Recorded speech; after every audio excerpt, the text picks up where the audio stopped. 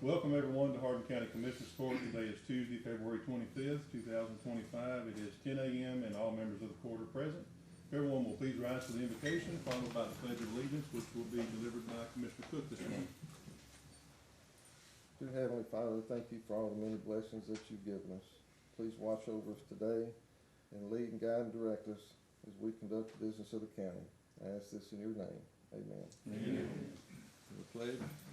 I pledge allegiance to the flag of the United States of America and to the republic for which it stands, one nation, under God, indivisible, with liberty and justice for all. Thank you, Commissioner. Yes, sir. Item number 3, consider and possibly approve the February 11, 2025 regular meeting minutes as presented by the Honorable Connie Beckman, County Clerk. Second. Got a motion by Commissioner Kirkendall, seconded by Commissioner Cook. Any discussion? All in favor? Aye. Any opposed? Motion passes. Item 4, consider and possibly approve request to cancel all registered claims from February 11, 2025, today's cash statement, and the quarterly report for quarter ending December 31st, 2024, all being presented today by the Honorable Deborah McWilliams, County Treasurer. Good morning, Ms. McWilliams. Good morning. I'm asking the court to release me of the liability of $2,051,416.19. On our cash report summary and general checking account, we have $1,438,558.70. First Financial Bank Special Money Market, $28,341,572.13. In Tex Pool General, $356,004.34 for totaling cash funds of $30,136,135.17.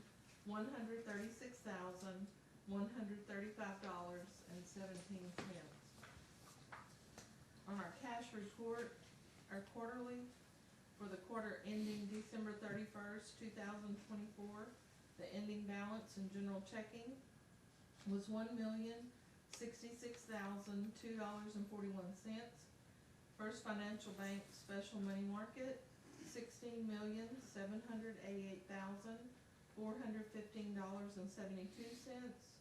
Tex Pool General was $354,681.35 for the quarter ending of $18,209,099.48. So this shows a decrease in the cash balance for the fourth quarter of 2024 in the amount of $2,043,362.69.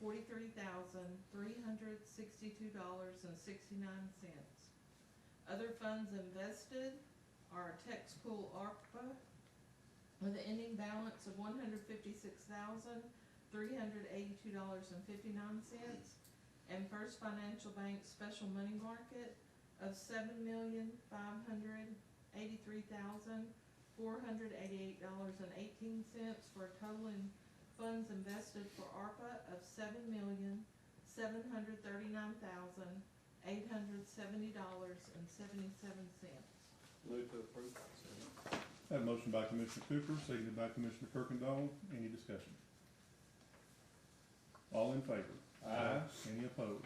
Thank you. Motion passes. Thank you, ma'am. Item number 5, authorization to pay county bills as presented by Mrs. Angela Gore, County Auditor. Good morning, Ms. Gore. Good morning. The pre-approved expenditures for February the 12th through the 14th of $434,018.49. Pre-approved expenditures for February the 19th through the 20th are $666,204.12. Expenditures for Commissioners Court today are $330,568.67. We have one additional bill for our health, dental, and life insurance in the amount of $375,099.24 for a total expenditures and transfers of $1,805,890.52. Gross payroll for February the 12th was $666,454.73, and the total transfer for that payroll was $1,136,724.30. Who's paid bill? Second. A motion by Commissioner Cook, seconded by Commissioner Kirkendall. Any discussion? All in favor? Aye. Any opposed? Motion passes. Thank you, Ms. Gore. Thank you. All right, just before the meeting, I was asked to skip down to the end. because we have a lot of people here for this, and we don't want them to have to wait. So I'm gonna skip down to item number 18. Let me get to that.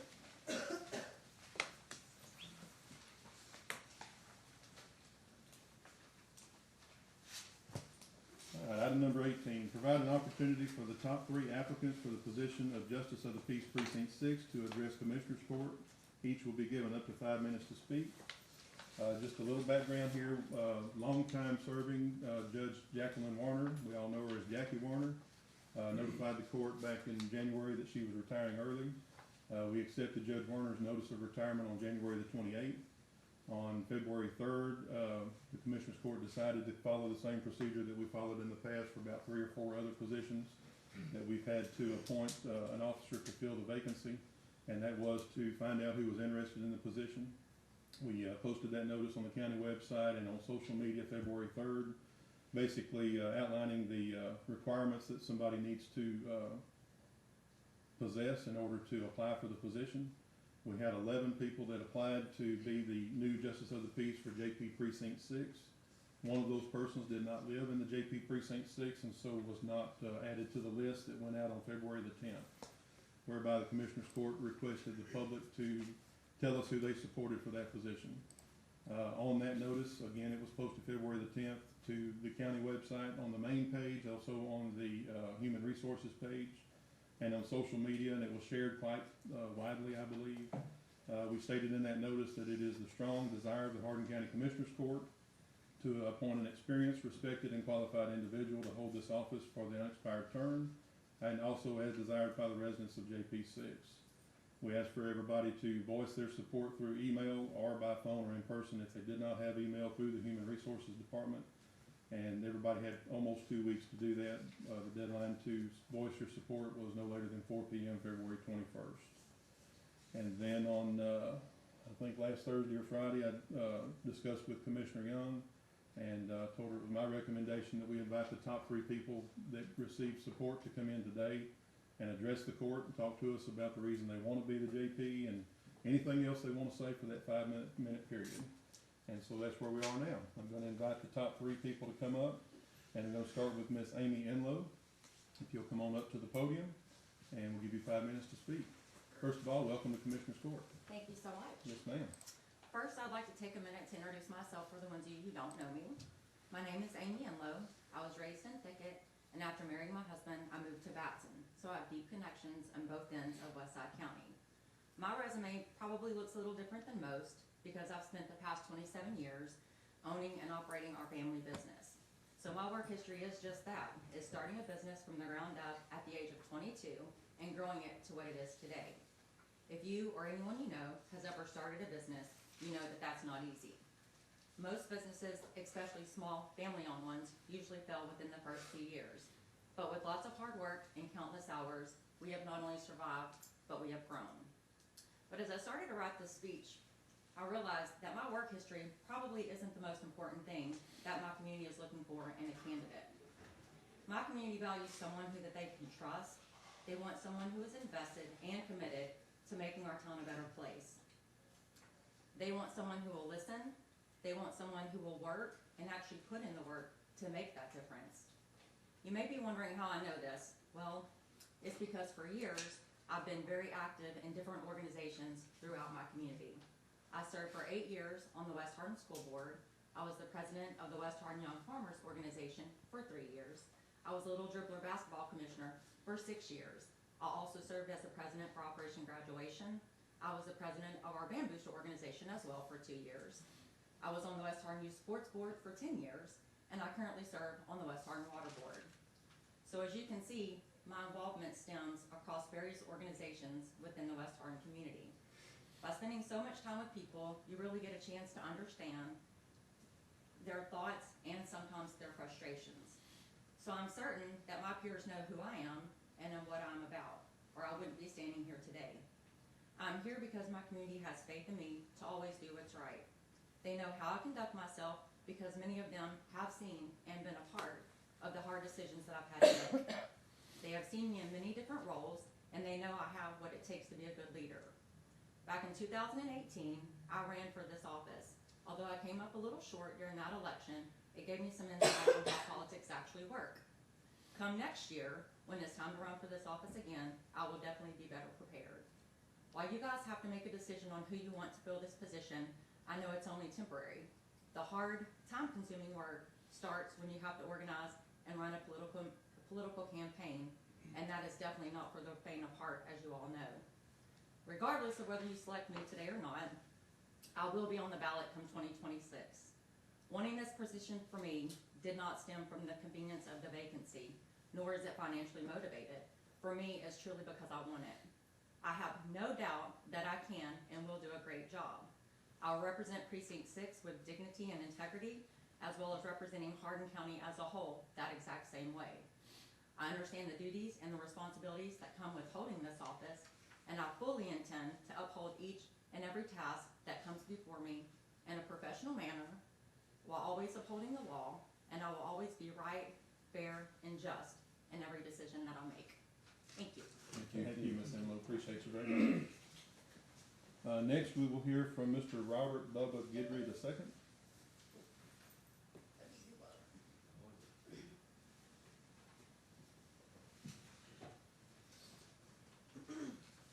Morning, Mr. Guidry. Good morning. How y'all doing this morning? Good. Well, it's an honor and a privilege to stand here before you today as the nominee for Just Other Peace, Precinct 6. I am truly humbled by this opportunity and grateful for the trust placed in me. My name is Robert Guidry. Everyone knows me as Bubba. I'm a lifelong resident of Batson. I'm proud to say I've lived in Batson for 48 years, my entire life. As a Christian, my faith has instilled me in a strong family values, a sense of duty, and a commitment to service. I believe that these values are essential for anyone who's going to seek this position. I've had the honor of serving on our community in various capacities. I was elected as West Hardin School Board member. I did so for 10 years. I worked to ensure our children receive the best education possible. Additionally, I have coached in the youth sports board, or sports, for over 10 years. I instilled values of teamwork, discipline, perseverance in our young athletes. My commitment to our community extends beyond these roles, as I also volunteered in the hurricane relief. I helped get some horses out of the water, redo some homes, stuff like that. However, I previously owned and operated my own business for 17 years. The experience of growing and managing a successful business has provided me with individual skills such as strategic planning, financial management, and effective communication. I'm confident that these skills will be an instrument in my role as Just Other Peace, where I will bring a business-minded approach to the office, ensure efficiency, fairness, responsiveness, and the needs of our community. Throughout my life, I have strived to be fair, impartial in all my dealings. I understand the importance of treating everyone with respect and dignity, regardless of their background or circumstances. As Just Other Peace, I will bring the same commitment to fairness and impartiality to every case and every decision. I'm also a hardworking individual who is dedicated to make a positive impact in our community. I have deep love for Precinct 6 and its people. I am committed to serve our precinct with the utmost integrity and dedication. Whether it's resolving disputes, performing inquests, handling other matters, I will approach each task with seriousness and commitment it deserves. In conclusion, I believe that my lifelong connection to this community, my strong family values, my faith, and my unwavering commitment to fairness and impartiality makes me well suited to serve as Just Other Peace. I am eager to contribute to the well-being and prosperity of our precinct and to work tirelessly on behalf of all of our residents. Thank you for considering my nomination. I look forward to the opportunity to serve and to make a meaningful difference in the lives of those who trust in me. Thank you. Thank you, Mr. Guidry. All right, and then next we will hear from Miss Kathy Brown. Good morning. Good morning. Hey, thank you for allowing me the opportunity to speak today and share both my qualifications for the JP6 position and my vision for the future of this office. I believe I am the ideal candidate for this position due to my extensive knowledge, skills, and abilities. all of which are aligned with the duties and responsibilities of the Justice of the Peace.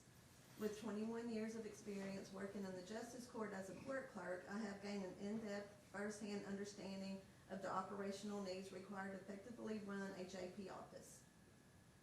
I've had the privilege of working closely with one Justice of the Peace for 19 years and with another as we enter our 3rd year together.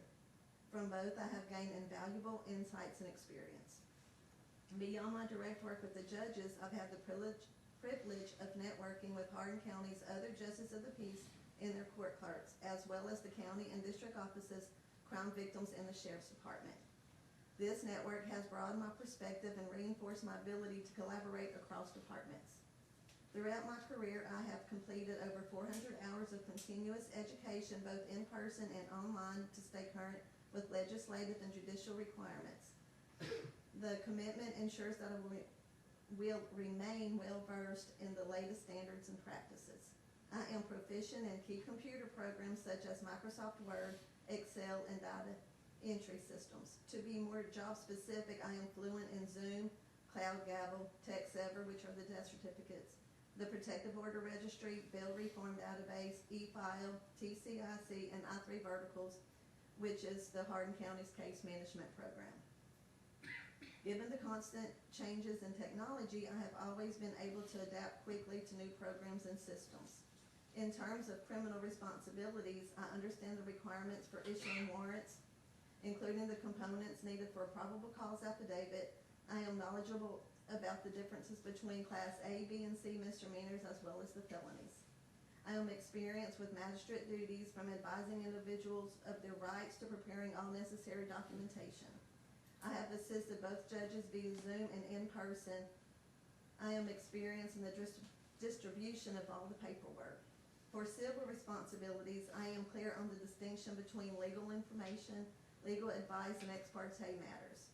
I am familiar with the jurisdictional limits and understand the differences between debt collection and small claims. I am educated on various writs. Additionally, I am educated on evictions and other landlord-tenant issues that may be filed in my court. Integrity is of utmost importance in this role, especially given the confidential information I will be entrusted with. Over the past 21 years, I have constantly demonstrated my commitment of maintaining confidentiality and will continue to do so. I will ensure that both my court clerk and I adhere to the highest ethical standards, preserving the respect and privacy of our constituents and our families, as well as maintaining officer safety in matters such as search warrants and civil matters. I will remain diligent in ensuring that both my court clerk and I stay up to date with continuing education requirements to comply with all laws and legislative updates. This will better equip us to serve our community. Looking ahead, my vision for this office is to serve the citizens of Precinct 6 with courtesy, professionalism, and dignity. I will maintain an open-door policy, remaining approachable and accessible to my constituents. Additionally, I will continue to network with the other judges and their clerks to foster collaboration and ensure we operate as a cohesive team. Once again, thank you for the opportunity for me to speak today. Thank you very much. Thank you. Judge, Yes, sir. is it appropriate for me to ask a question before we move to the next line? Of the applicants? No, sir, to you. Sure. Will the candidates, not only the three that are in here today, but the other ones have privy to this information that we have? Yes, sir. And was it only Precinct 6 citizens that we took information from? Yes, sir. I think we received input, or the Human Resources Department received input from others outside. So she confirmed with the Elections Department who lived in Precinct 6, and those are the numbers we have here. Just So all these numbers only Precinct 6 Yes, voters? sir. That's correct. Thank you, that's Yes, all I have. All right, before we move on to executive session, there's quite a few people here interested in the decision that's going to be made here today, which is a very important decision. I want to thank you all for being here today. And I just want to remind all of you that any attendee of this meeting today does have an opportunity to speak for up to 3 minutes. So if anybody would like to speak before we go into executive session, raise your hand and be called upon, and we will love to hear from you. Does anybody wish to speak? Well, I do wanna thank all of you for being here today. Again, this is a very important matter. We have lots of important matters that we take up from time to time, and we think this room will be full, and we come in and it's not, so I'm glad to see you here today. Maybe sometimes it's not because we meet during the day when people are working, from what I hear. And, I wanna remind everybody that sometimes we do move those meetings to the evening time so that we can have people show up and nobody shows up, so we move them back to the regular time. Cause the people that like to come during the daytime got mad because we moved them to the evening time. But you can never win, can you? So at this time, I announce that we will move into executive session, pursuant to Texas Government Code 551.0714 to discuss personnel matters. We will, normally ask everybody to leave, and we have that in here, but we're gonna leave so that y'all don't have to, but I will ask the county attorney and the county clerk to accompany us into executive session.